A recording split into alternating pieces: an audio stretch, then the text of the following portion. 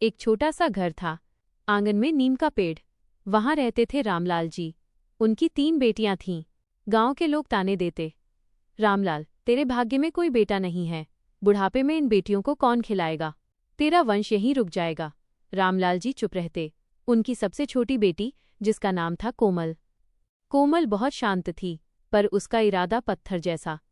रामलाल जी मजदूरी करते, अपनी तीनों बेटियों को पढ़ाने के लिए दिन रात एक किया।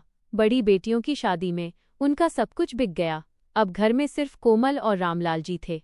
गांव वालों ने फिर कहा, अब तो कोमल की भी शादी कर दो, पढ़ा लिखा कर क्या होगा, पराया धन है, चली जाएगी। रामलाल जी बीमार पड़ गए। मजदूरी करना बंद हो गया। घर में दाने दाने की किल्लत होने लगी। कोमल ने अपनी पढ़ाई छोड़ने का फैसला किया। वो रात भर रोती थी, पर उसने खुद को संभाला। उसने गांव के ही एक छोटे से दफ्तर में सफाई का काम शुरू किया। लोग हंसने लगे, देखो, शेरनी बनी थी, अब झाड़ू लगा रही है। कोमल ने चुपचाप हर अपमान को सहा। वो सुबह काम करती और रात को दिए की रोशनी में पढ़ती। उसने ठान लिया था कि वो बेटा बनकर दिखाएगी। अचानक एक दिन रामलाल जी को दिल का दौरा पड़ा। अस्पताल ले जाने के लिए पैसे नहीं थे। कोमल ने अपनी पूरी जमा पूंजी लगा दी। रिश्तेदारों ने हाथ खींच लिए।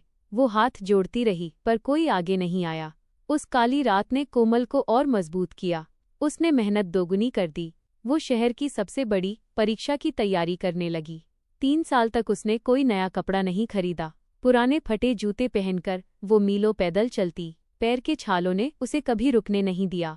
अंत में परीक्षा का परिणाम आया। कोमल ने सिर्फ परीक्षा पास नहीं की, बल्कि पूरे शहर में पहला स्थान हासिल किया। वो अब एक बहुत बड़ी पुलिस ऑफिसर थी। जब वो वर्दी पहनकर गांव वापस लौटी, तो पूरे गांव में सन्नाटा था। वही लोग जो उसे बोझ कहते थे, आज उसके पीछे चल रहे थे। कोमल सीधे अपने बीमार पिता के पास गई। उसने अपनी टोपी उतारकर पिता के चरणों में रख दी।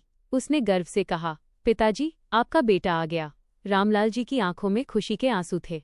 उन्होंने कांपते हाथों से कोमल का सिर चूमा। रिश्तेदार जो कल तक मुंह फेरते थे, आज फूल लेकर खड़े थे। कोमल ने उनसे कहा, बेटी बोझ नहीं होती, बोझ वो सोच होती है जो बेटियों को कमजोर समझती है। आज कोमल ने साबित किया कि औलाद अच्छी हो तो वंश कभी नहीं रुकता। बेटियां आज वो सब कर सकती हैं जो एक बेटा करता है। बस उन्हें मौका दीजिए, उन पर भरोसा कीजिए। कोमल की कहानी आज हर घर की आवाज है। अगर आपके घर में भी एक बेटी है तो उसे पंख दीजिए, वो एक दिन पूरा आसमान नाप लेगी। समापन।